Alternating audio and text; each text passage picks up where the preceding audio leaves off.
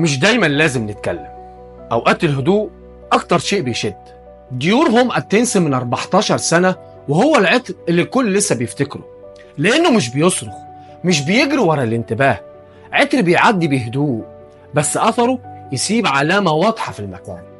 السوسن والفانيلا وخشب الارز مزيج ناعم ومغري وانثوي في نفس الوقت، لكن خلفه قوة واضحة في كل مكون.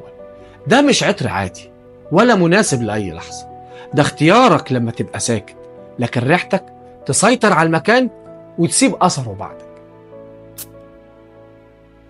ديور هوم اتنس هدوء بيشد وجاذبية ملهاش تفسير. دلوقتي موجود في المثل العطور بنسبة محاكاة قريبة جدا للأوريجينال. اختاره وخلي الصمت هي لغتك.